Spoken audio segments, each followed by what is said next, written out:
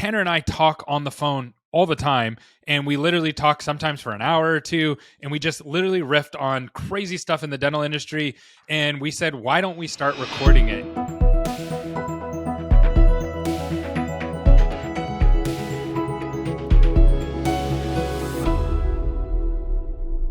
All right, we are live with episode number 1 of Dental Riffs. My name is Gary Bird. I'm the CEO of SMC National. We're a dental marketing company. My name is Tanner Applegate, and I am with Unify. We are a software company for dental that is driving innovation in the space. I'm super excited about today's episode because Tanner and I talk on the phone all the time, and we literally talk sometimes for an hour or two, and we just literally riffed on crazy stuff in the dental industry. And we said, why don't we start recording it? And recently we've been talking about a topic that I think is on everybody's mind, and it's the recession, and how is the recession going to impact the dental industry? Right now, we're kind of in this weird place where it's like everybody's talking about recession, but it hasn't hit a lot of people yet. We saw some of the tech companies start to lay people off, but they're kind of being proactive. So we get why they're doing that, to kind of protect their stock price and things like that. They're kind of cutting back cost. They're predicting sales are going to slump, and so they're kind of being proactive.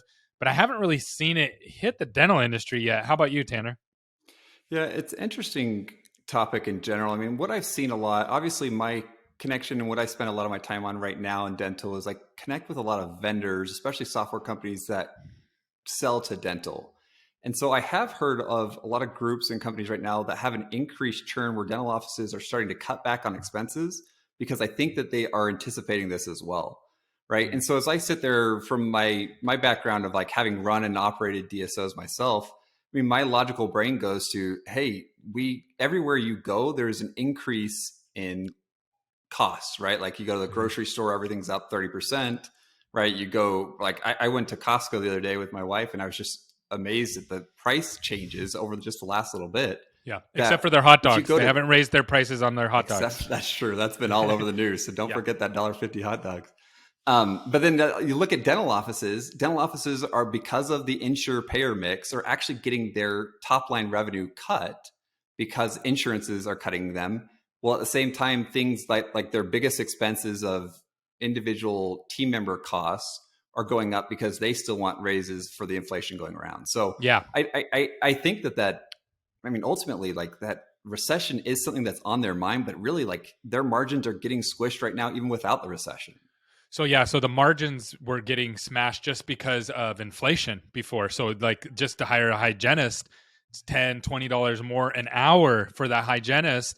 And it's not like you're getting $10 or $20 more output typically, right? It's just that you had to pay that much more to keep them or to hire a new one. So then how do you start? How would you prepare for this? And just so everybody's aware, I've worked with Tanner. He worked in a DSO, multiple DSOs, and have grown multiple DSOs. And I've worked with him on multiple different levels on that. How would you start tackling this? Yeah, I mean, first and foremost, I think that you've got to, like, we always talk about levers, right? In the industry, there's so many levers that you can pull in order to make your company better. I think that first and foremost, what this is just going to do is it's just going to drive consolidation towards DSOs more, right? The individual practitioner that may not be as business savvy is just going to get squeezed out more. But if we're talking about DSOs themselves and what I would do in order to make sure that I'm preparing for this, is I've actually seen a huge shift. And I think it's smart in people are readdressing their relationship with those insurance companies to begin with, right? I'm seeing a lot more people go out of network than ever before. I'm seeing a lot of companies go in where they're really pushing hard membership plans. Instead of just doing membership plans with the patient in the office, they're actually going out and they're doing local employers and saying, hey, don't buy these big insurance companies, buy our local membership plan because all of your employees are local too. And so I actually just did a podcast with Boom Cloud and Jordan from over there, and he said that he thinks that those membership plans are going to hit the bottom line of those insurance companies. I mean, it's just a matter of time, and that's going to obviously impact them as well. So that's an interesting perspective. What so reevaluating your insurance. I know you dove deep into this. I remember going through with you, and you had a list of all the insurers that you were carrying, the patients, how much treatment they were buying or not buying, and you really dug deep into the insurance side of things. How does your brain work on that front, and why you? I think you were thinking about it a little bit differently than most practices and DSOs. Yeah, that's very true. I mean, I wanted to know, okay, if we drop this insurance carrier and if we go out of network, right? Like, what's that going to do to our top line? Okay, we were in New York City. We had a excellent marketing company, sweet plug there, that helped us get those new patients. But in reality, it's like every patient that you have already in the office is worth a ton of money. That we wanted to say, okay, if we drop this insurance company and if it had an impact on our patient retention rate, how much of an impact was that going to have? So we went through, and this is through my developing background, et cetera. We created a tool that allowed us to be able to say, okay, 15% of our visits over the last 6 months were from this insurance carrier. They made up this percentage of revenue. And so if we dropped them, we knew, okay, let's call up the local marketing company and say, hey, we need to increase our leads because this percentage of our customers most likely aren't going to come back. Yeah, and Right. you can And so, usually, especially in New York, you can get really granular and not target those kind of insurance. Usually, not target those kind of insurers. mhm. Again, as you start to drive in your marketing, if you get really strategic with that, was there anything else that you were doing that was different from that, from a mindset standpoint on the insurers to kind of cut that fat or cut off the stuff that you didn't need anymore? Yeah, we really, I think that where a lot of people get lost is that they just look at the fee schedule and comparing insurances versus each other. But what that doesn't take into account are things like, hey, these are non-covered services that you can still bill at full UCR, right? Hmm. Like, so going in and looking at these carriers, if just at the fee schedule is not actually accurate of like, what is the revenue coming in? So Yeah, that's why it's really important to be able to, yeah. it's almost like when dentists go to look for a job and they say, "What's my percentage going to be?" And they're Mhm. gonna, "Well, I'm going to get Exactly. paid 40% here. 40% of what?" Well, the other guy pays 30%. 30% of what? Like it doesn't even mean anything unless you know how many opportunities are flowing through that office. But so many people always look at that first sticker number and then they make all their decisions off of that. But really, that's just marketing. Really, it's just a way to present something up front, and it doesn't actually tell the whole story. Totally. Right. And so that's one thing that we did is we said, okay, if we take it, boil it down as simple as we can of saying apples to apples comparison across each carrier, if we drop this carrier, what's it going to impact us? And we always obviously started at the bottom and it helped. But one of the things that I always found was that like those membership plans, they obviously you controlled the price of it. So when inflation hits, you can go in and control the price of your membership plan. But I mean, they made up a great percentage of potential revenue if done well. That's awesome. Yeah, one of the things that I think will happen if the economy slows down, I think patients will obviously start. Well, it depends what kind of practice you are, right? So if you're a pedo Medicaid office, I don't think that's going to hit you very hard. If you're a GP office, I don't think it's going to hit you very hard. If you're a specialty office and people start really cutting back, meaning implants, full arch stuff, Right. heavy cosmetic driven, ortho. Remember in '08, like ortho just like dried up overnight, all the boutique places shut down overnight. So I think those will definitely take a hit. And then what will happen is kind of like what happened with COVID. When COVID hit and people's patient referrals dropped or their non-traditional marketing, the way they were getting patients slowed down, they would run to the marketing company and they say, okay, let's double, triple our budget. But they didn't have an infrastructure to actually get patients and they didn't know if that marketing was really working or not. And they would increase their budget and people didn't come, which then told them, oh, our marketing systems aren't tight. And I think that's the number one thing I would want as a dental office is if the economy did slow down, could I ramp up my marketing and know what my true cost per acquisition was? And if you know that and you're comfortable with that, then it helps you sleep at night, I think. Yeah. No, I think you're absolutely right. I mean, obviously, like controlling that revenue is very important, but I also think, and like I said earlier, like I've seen this a lot happening right now, is that you've got to be able to also fully understand too your expenses, Mm. right? How often has somebody been guilty of going and signing up for a software, expecting it to change the world? They use it for a month, the owner forgets about it, and it just sits there unused because nobody's managing it, right? Like there's a lot of leakage, I think, in these offices that and DSOs in general that just kind of got to get dialed in, and especially at times like this. Yeah, I totally agree. So I want to move on to another topic. So I've thought about this a lot. So obviously, I'm really big on like tracking your marketing. I'm a marketing company that Totally. tracks things, but I've thought about if I was operating a practice, how would I track my practice overall? How would I track the things? And I've worked inside of some of these DSOs, and people have like spreadsheets on top of spreadsheets on top of spreadsheets and dashboards on top of dashboards on top of dashboards. I know you've seen it as well, but it's really because it's hard, right? It's not an easy problem. So obviously there's like Dental Intel, there's Jarvis. I think there's Practice by Numbers, and there might be one or two others out there that I'm not aware of. Yeah. How would you, if we started a DSO today, like if you and I started a DSO today and we bought 10 practices, how would we track what was going on there? Would we just have to have like a totally broken system all over the place and have multiple different layers? Does somebody now actually, are they able to solve that problem? Is Dental Intel or Jarvis or one of these others actually give us everything that we need? Or how would you tackle it? It's a great question. I mean, I think that if you and I were doing it, we would want to know the heartbeat of every single patient for every second of that they're in the chair, right? I mean, you and I may be getting a little bit more analytical than we should be from a higher level perspective. But I think that if we were to kind of zoom out and say, okay, what's the most important metrics to measure? I think that both of those are going to be fine, right? Dental Intel was kind of the pioneer in the space. And you have to give them a lot of credibility and respect because they really changed the dental industry to even look at data, right? Before them, like they had to come in, they put a ton of money into the sales and marketing and the educational piece of, hey, we need some type of data platform. Yeah. And what that did was that kind of created a path then for companies like Jarvis to be created, because now all of a sudden, like the metrics acumen of the entire industry had been raised thanks to the efforts of Dental Intel.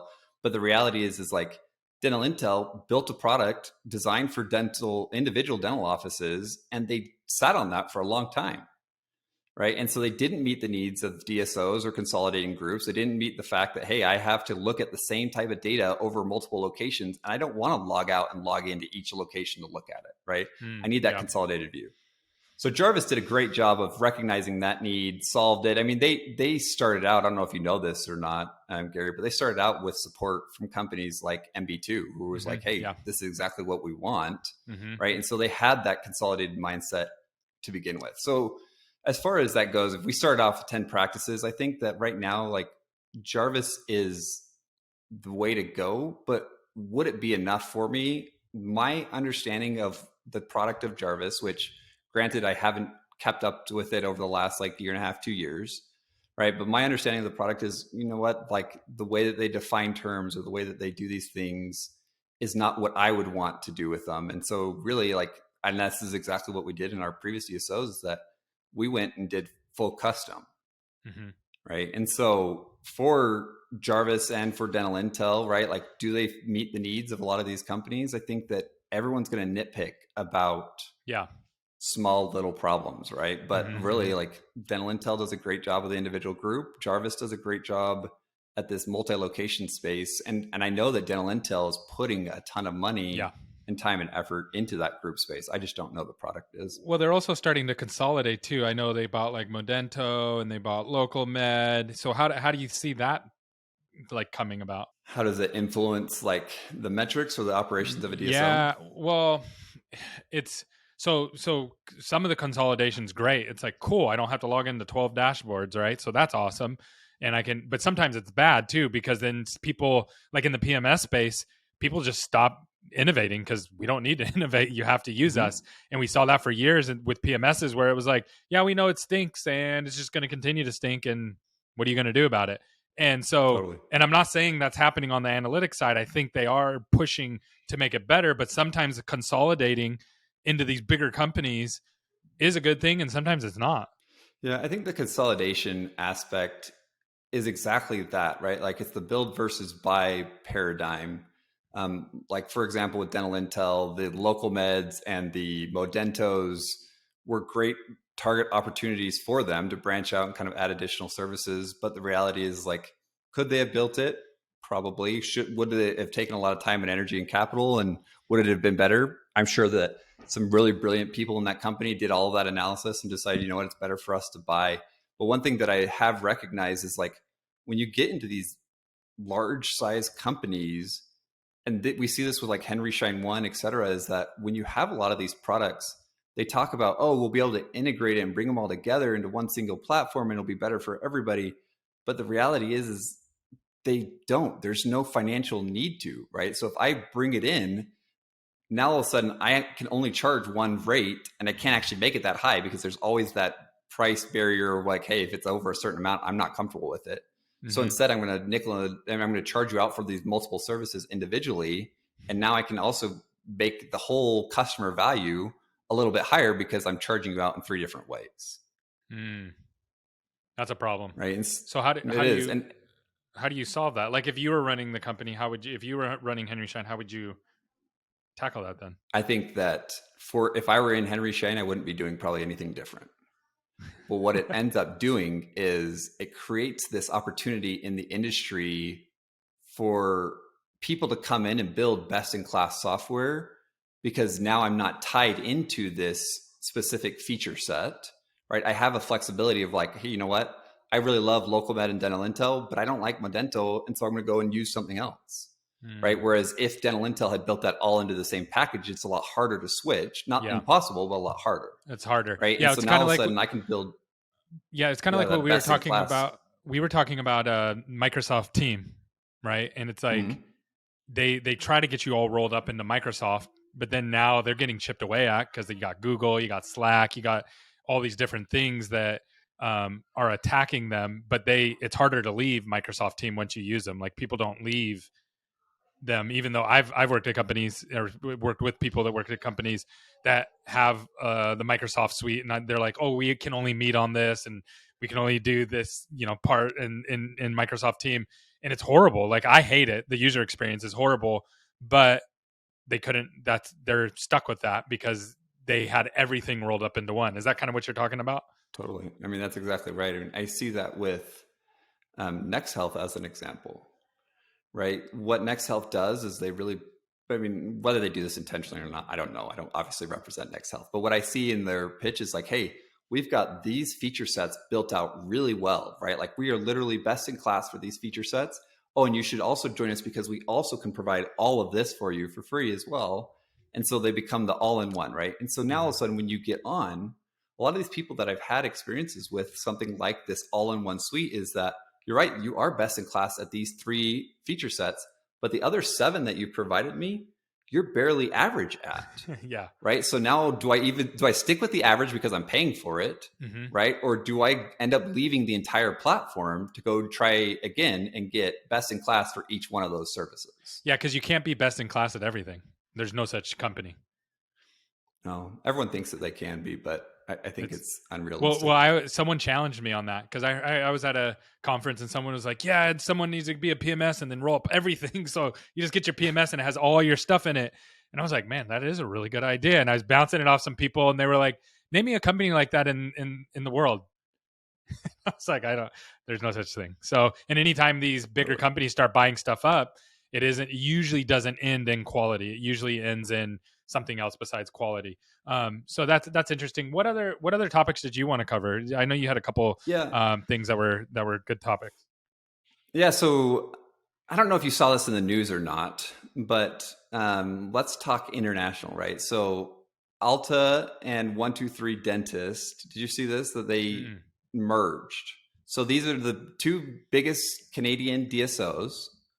They got bought out and they have what in my perspective are some unique investors that I wanted to chat with you a little bit about. Right. So first off, one of their investors is KKR, right? Obviously they're invested with Heartland as well, big influence there.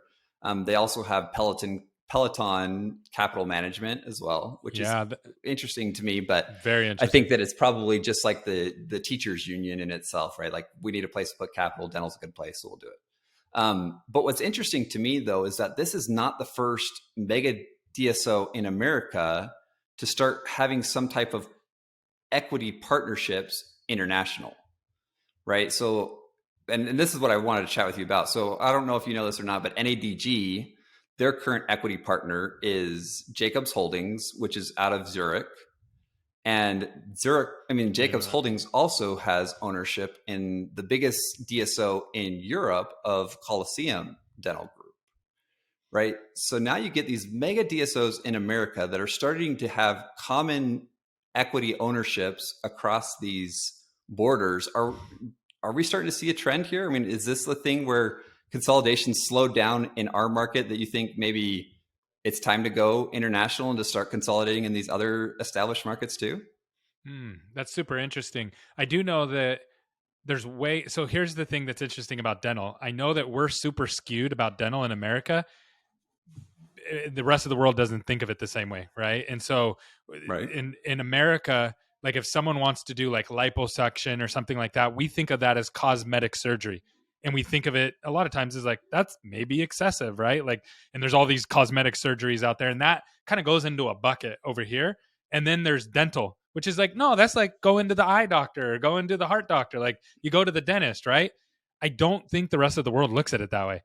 The rest of the world looks at it as they put it in the cosmetic bucket. So like, why are you getting Invisalign? Like that's cosmetic work, right? That why are you Hmm. doing these different things? So I think there's a lot more now that will change. I think over time as people begin to really educate the populace on different the different health benefits of actually getting your teeth straightened and getting taking care of your dental health really impacts the rest of your health in a different way. And as that happens and people have disposable income, like I think that people will stop looking at it so much as cosmetic and look at it more like general health.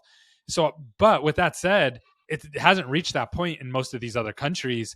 And that's very interesting that these groups are starting to move that way. So what you're saying is you think they're moving into those markets because America has cooled down a little bit? Is that what you're thinking?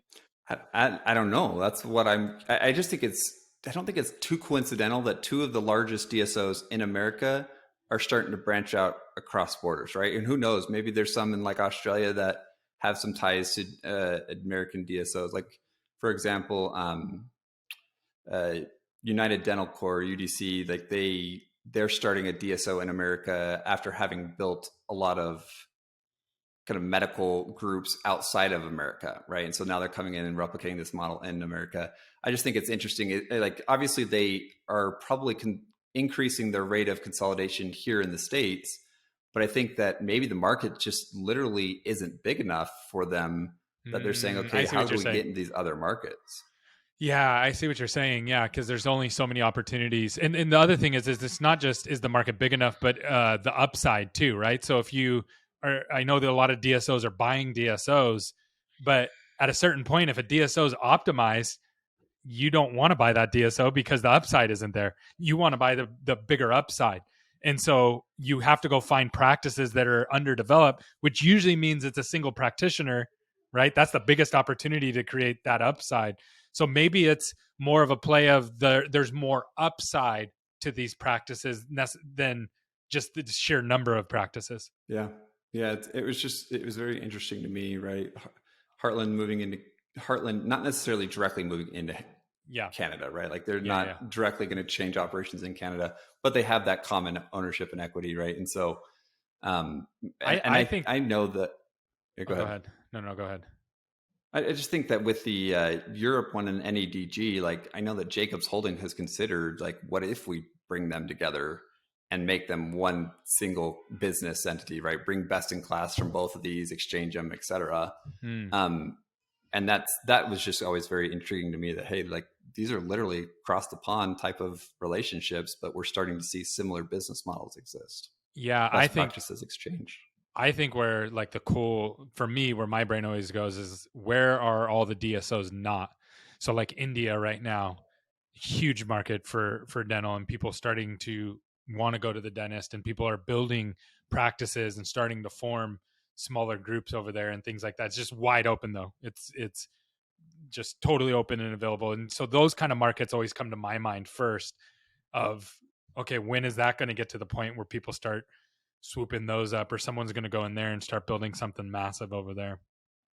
Yeah, it'd be interesting. And as you're saying that too, I'm like, what would it take to move to India? Obviously, I'm no expert in it. I imagine you're probably not an expert in it, but it's like, maybe is dental like a middle class thing, right? Like, does it catch on and it really becomes big with the middle class Oh first and yeah, foremost? And I so, I think so. I think you have to have disposable income, right? And then also, like, if you're not worried about your eyesight or your heart or these other health things that we get to worry about because we have extra time and money and resources to worry about them, then teeth probably aren't high on your list. So I think there's totally. like a pecking order of general health care that has to take Mhm. place, and then infrastructure has to be built, and then dental comes in. But again, a lot of other countries look at, I've talked to people who've told me, like, you have Invisalign, don't you think that's a little excessive, and it's like, no, I needed to get my teeth straightened. I have plaque buildup in the back because it kind of, they over, and it's like, it's made my teeth a lot healthier and my smile's better. And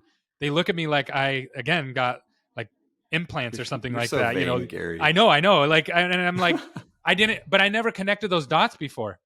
I never, you know, I don't look at it as like I'm getting calf implants, right? So Mhm. it's interesting that other people still look at it that way. But that, I think that will change. I just don't. I do know that India has a lot of, they're starting to build practices.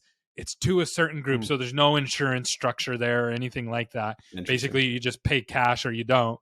And there's a lot of cosmetic work for the population. And I don't remember what percentage of the population has a lot of money there, but there's a cut of it. They have a lot of disposable income, and they have like billions of people or whatever, like over a billion people or whatever they have. So there's a large group of people there that have money, disposable income to pay for dental. Interesting. That's interesting. Yeah, I spent some time in China, about 6 months or so, and my wife, who was also out there teaching English, she had to get some dental work done there, and we laugh about it now because it was one of those things where, like, I this is before we were even married or even in dental. I mean, I was in dentals, but I, as this hotshot, arrogant, know-it-all kid like I am, I thought I knew all the prices of what dental should be. And she's like, "Yeah, I only paid this. Like, can you imagine how cheap that is?" I'm like, "Well, you got ripped off. Like, it's way cheaper in the States." And it was like a root canal, and she paid like $500. And I'm like, "Oh man, you got ripped off." Well, turns out at $500 for a root canal, it actually, she got an excellent deal compared to the States. So we laugh about How that how now. was She how knows was more the about dental? dental How's than the I do. dental structured in China? Dental in China is, it's elite only. So I lived in Chile and I've lived in China, and I paid attention to dental in both, where it was, again, disposable income. That, like, I lived in a city in China where it was bigger than New York. So let's just say 10 million people or so. And they had like 5 dental offices in like that whole city. Wow. Right, they're always in the very high end areas, right, where like super high end customer service, etc. But it was just not accessible, right? Like, because Yeah. I also think, I wonder if it's a matter too of the lack of regulation, right? Hmm. Anybody can put up a sign and say, "I'm a dentist, let me come here and I'll pull out those teeth." And I think that in like China, that's exactly what it was. So for the middle class or working class, that's exactly what happened, is that they didn't go to an official dentist I went to where a you teeth got puller. all of the stuff, right? They just go to their uncle next door. Wow. Yeah, that's a problem. That's hard to have proper dental care that way. Yeah, totally. But I So think it's, what's the again, it's like you said, the pecking order of health. So I yeah don't know. what It's interesting. what's next on your list? So I think you saw this LinkedIn post, and I wanted to chat with you a little bit more about it, right? Let me Which guess. Let me was, it guess. I was haven't seen from, your list. Let me guess. Is it the crying CEO? no, Oh, okay. Okay. no, but that would be a good one too. We should chat Yeah. about that. But Okay. no, it was from our mutual friend Devin Gillespie, right? She said, "Okay, tell me your thoughts and opinions on free trial versus not free trial." Yeah. Right? And this is one that I think that, as a DSO owner, I'm really interested in kind of your thoughts on this, because there is no clear answer. So I'm curious, what are your thoughts? Should a DSO and or dental office be able to request a free trial to a product before they use it? Well, I mean, it sounds good, right? So on face value, it sounds really great. It's almost like when I just recently went on a vacation and I ate McDonald's. I don't normally eat McDonald's, but we went through the drive-through and I bought a cheeseburger, And I told my kids, I said, guess how much this used to be when I was 20 years old. 20 years ago, I'm 40. And they're guessing, they're not even close. I'm like, these were 69 cents. Do you remember that? These cheeseburgers were 69 cents. And so I was like, guess how much these are now? And I looked at the receipt and they're like $3 now or something crazy like that. And I'm Oh just like, man, man, I know it's expensive. But so, but I remember thinking, even as a young person, going, what are they putting in this hamburger that they're able to make money on it at 69 cents, even at scale, totally. even producing these at scale? How are they able Hmm. to produce that? It's probably not the best for me, right? It's probably not the best thing for me that I can buy a soda that costs them a penny to make and the cup's more expensive and that's $1, but this cheeseburger is 69 cents that has bread, cheese, meat, pickles, et cetera, et cetera. So I think sometimes we want things that aren't necessarily good for us and aren't going to be in our long-term best interest. I know for me, when I first got started out, just in marketing in general, I would, just to get business, I'd just say, I'll do it for free. I'll build a website. I'll do all the free stuff up front. And what I found is, number one, people typically didn't appreciate it. They didn't really weren't bought into it. When I did that, it very rarely ever worked out. And I learned that very quickly, that it was a great way to generate quick business, but not a way to get people engaged with our product or service. And then number two, I had to prioritize the people who were paying me money over the people who weren't paying me money. So I don't think you get the best experience or the outcomes, not because people don't want to, but you're naturally going to be put at the bottom of the pile. And I'm all for saving money. I just don't. For me, when someone comes to me and they're like, I want to do this for you for free, I usually end up telling them, no, I don't want your free one. I want the pay one. I want the one that you're going to be able to give results. I want to be prioritized. I want to be at the top of the pile. That's my thoughts on it. Yeah, but so taking obviously you as an example, you're a service-based company, right? Like to give a free trial has an incremental cost to you, which is your time, right? If we go and we switch gears and we were say, what about softwares, right? Softwares, to do an incremental one more version of a software doesn't have a ton of incremental costs, if any, right? Maybe some softwares have higher startup costs than others. But so for a service-based company, I think that we're on the same page, right? Like free trials just equals we don't actually provide a ton of service, or you don't see the value of what we're offering, right? But what about softwares? Same, do you have the same opinion? Well, if the software doesn't cost them anything, that's the thing everybody always says, right? Like the software doesn't cost us anything, but there is, like, you have to onboard, you have to get them interacted, you have to get them. So yeah, it's tricky. I think it depends on the business model. And again, it's not a good place to be in, where you're getting something for free from somebody. I don't know how you're going to get your best foot forward. I'll give you an example. We use ClickUp. ClickUp, to get onboarded, was very thorough. It's a SaaS product, but they had to, like, very thoroughly go through our company and integrate us. And there was major cost to them for that. And I can't imagine them doing that part for free, or how I would ever get a good product from that for free. ClickUp actually is a freemium model, correct? To first start using it, yes. To first start using it, but to get it integrated. So yeah, so tell me about that. So if ClickUp actually is a free model, but you're saying, hey, we had a lot of costs associated with it, right? Obviously, they recoup those costs in your monthly fees. Yeah. Right. But yet they actually are offering free versions of it. Why do you think they're offering free versions of it? Well, because there's no cost for them. If I just say, here, use this project management tool, and I make it easy for you to use, but there's a high learning curve to integrate it and get it all working with everything.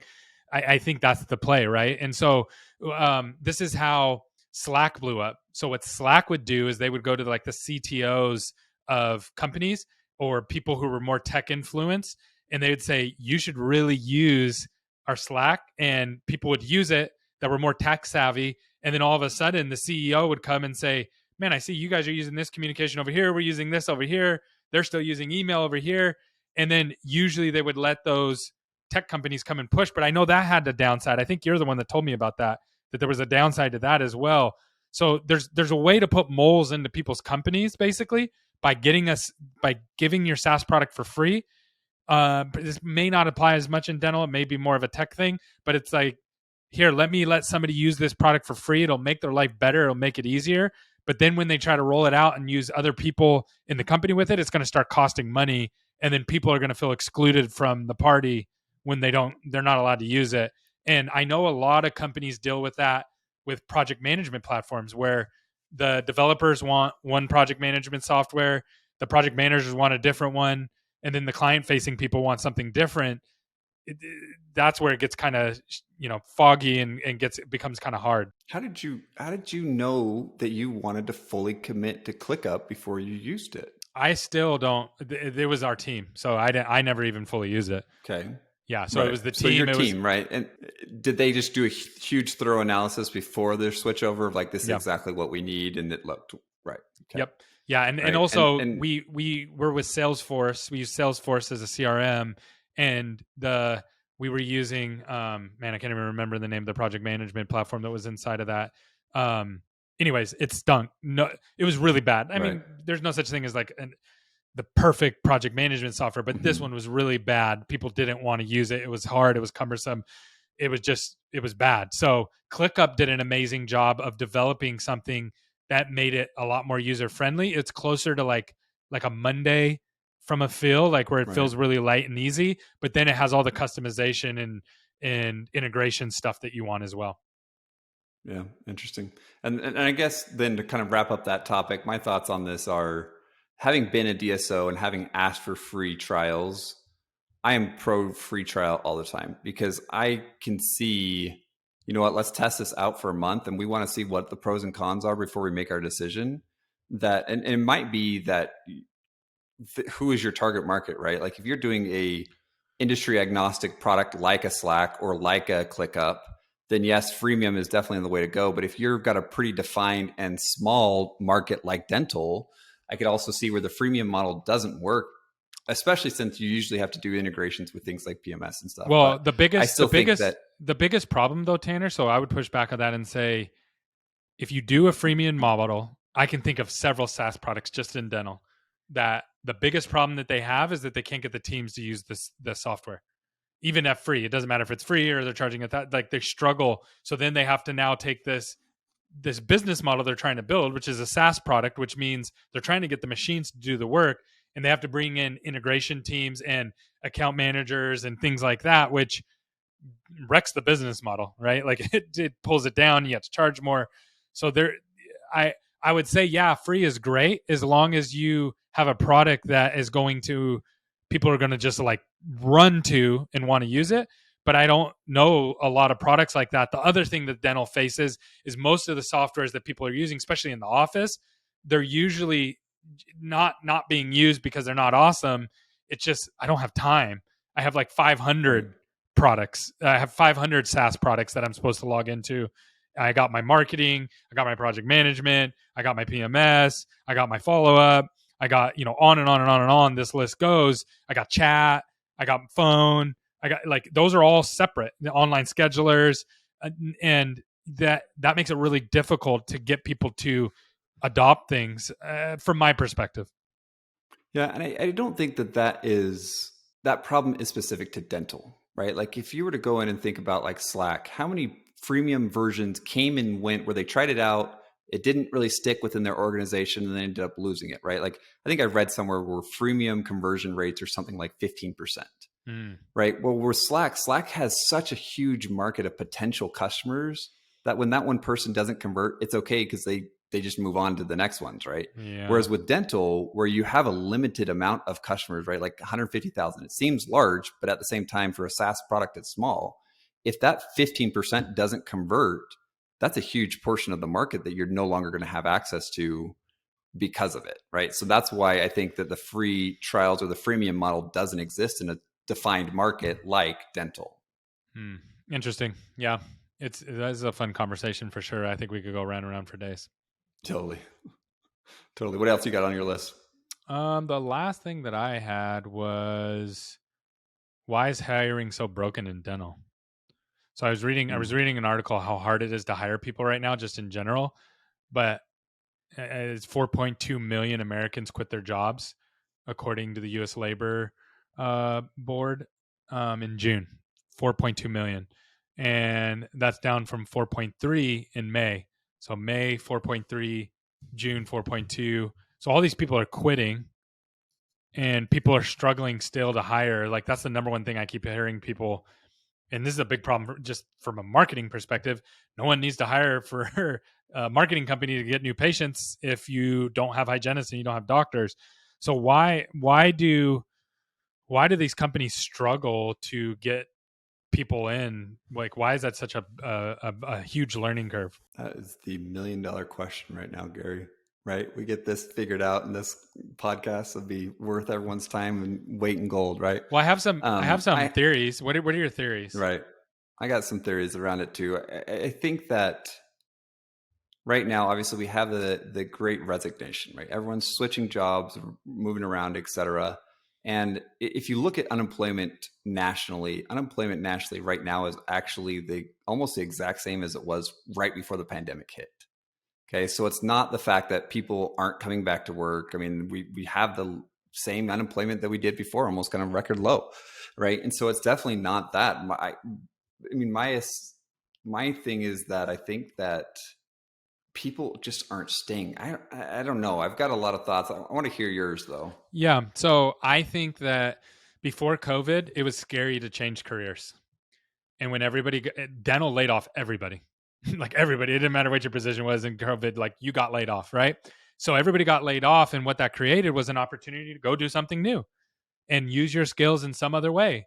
And then when people started working from home and working for maybe a tech company or a marketing company or a SaaS product or something that they're doing from home using their skills now, they were like, oh, this is actually a lot better. My quality of life has gone up. I don't have to commute. I don't have to, deal with these different kinds of things that you have to deal with when you go into an office. And so then when dental pivoted and said, okay, now we want to bring everybody back, they wanted skilled people to come back, but a lot of the skilled people left. And so now you're bringing in beginners, people who've never had the job before, and basically starting over. I also think that we hear a lot about culture. So if you go back and listen to, we just did our 1 year anniversary of dental marketing theory, and it was like of the 11 highlights that we had on there, I think 6 of them were something about culture. So culture. But most of the time, the thing that people don't talk about in dental, I've never heard of it on a panel or anything like that, is when you hear the word culture, they usually mean at the DSO level, which means that's at the corporate office. And we're trying to create this awesome team and this executive leader team. And it's awesome. It usually doesn't mean at the dental office. and so you have 2 different cultures going there, and they're not connected. They're different. The culture at ABC Dental corporate office is different than ABC Dental on, the patients are going to. And I'm sure some people have figured that out, but I've noticed that there's a big disconnect there. And so people are having a choice now because the world has opened up and there's more opportunities to work from home. And that I'll give you an example here. I pulled this from I pulled this from Indeed, and I blocked out the name so you don't see the name. But this is from a big DSO, and they have 923 reviews, and 216 of them are 5-star, and 279 of them are 1-star. So you see that? So 5-star, 216, 1-star, 279. Okay. So probably not somebody where I would want to work just by that data alone. Right. If I had a choice in the matter. Oh, and that was by job title of dentist? No, that's for everybody. So there was 67 dentist reviews. Oh, okay. Got it. That's very interesting and unfortunately not too surprising, because every time we interviewed as a DSO and we interviewed from people of other DSOs, right, it was always that, oh, I'm unhappy because my previous employer, blah, blah, blah. Right. And I'm sure the same thing happened with us, right? Like we had people leave that would go to another DSO, is the same thing, right? Like there's just kind of this circular employment of DSOs.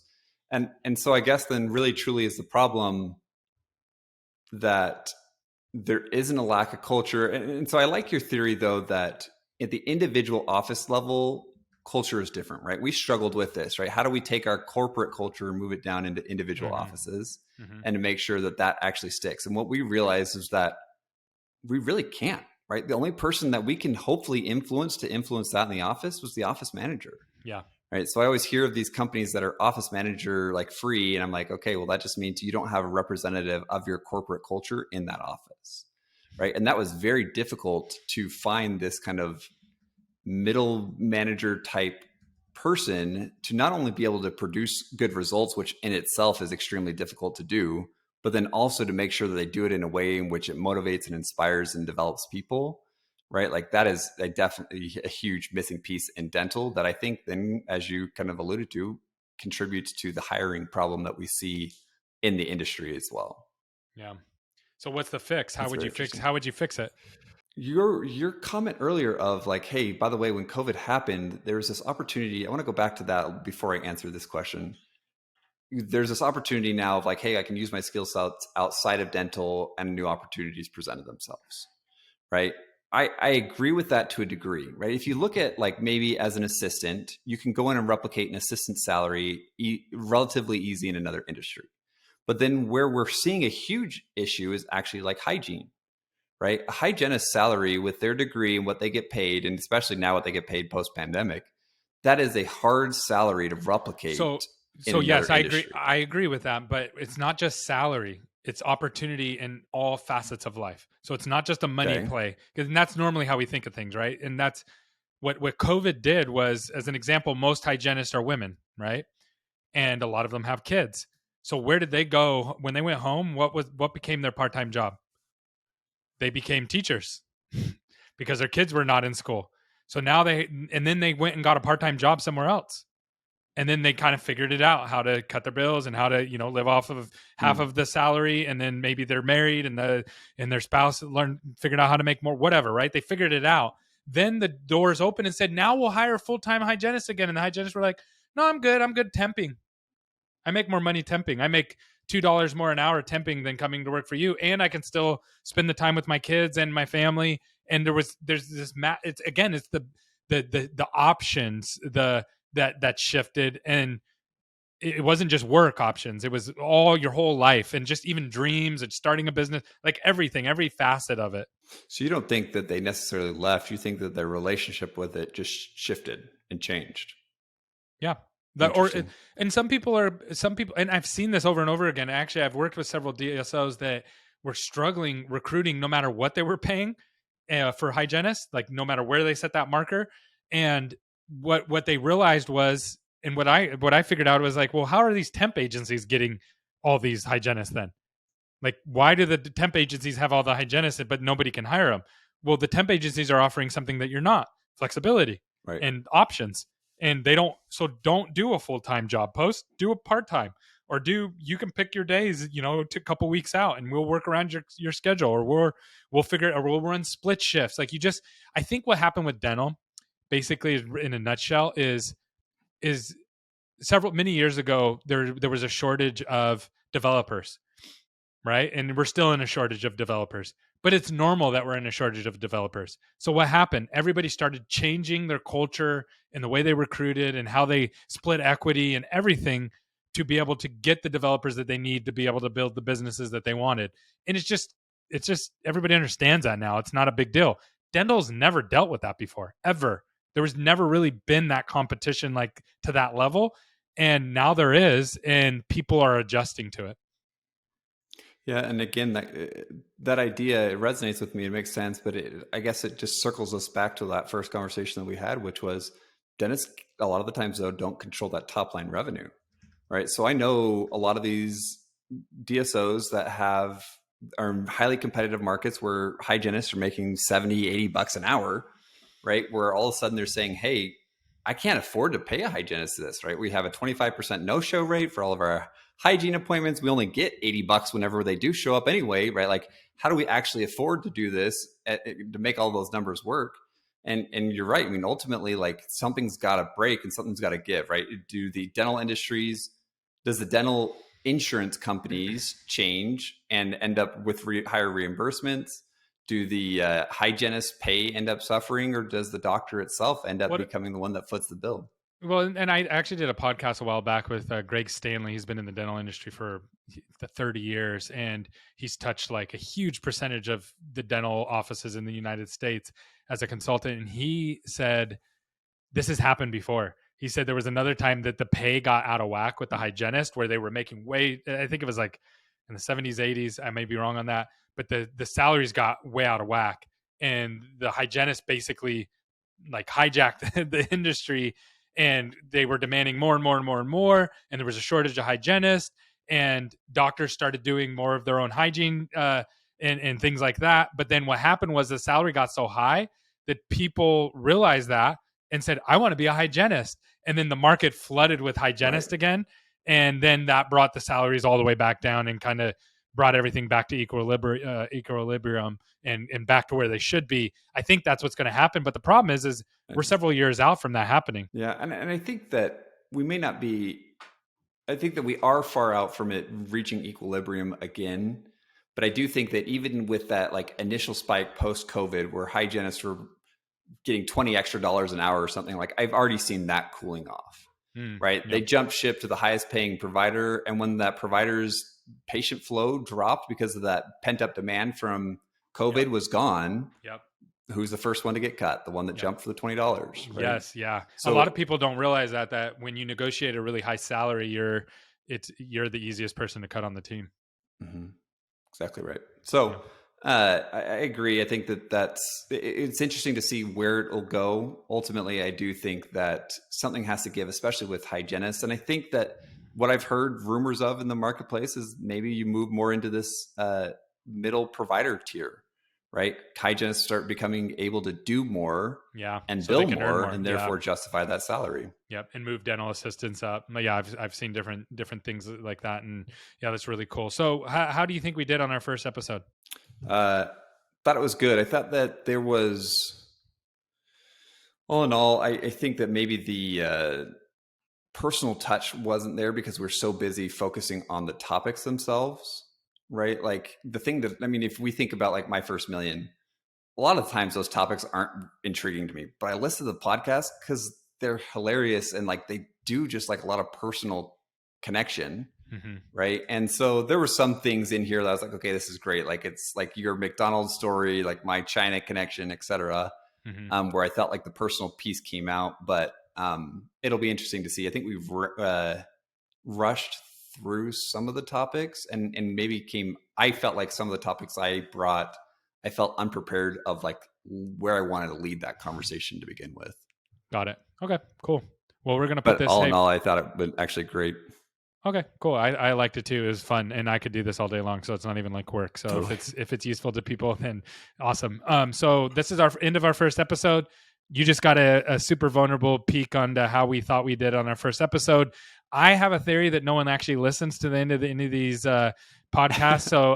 So if you listen to the end of this podcast, shoot me a DM. Let me know. I'll send you some SMC swag or something like that. But I've only had one person ever listen to the end, and I've dropped these jewels at the end. So Tanner, I appreciate your time, and I look forward to the next episode. Yeah, me too, Gary. Later.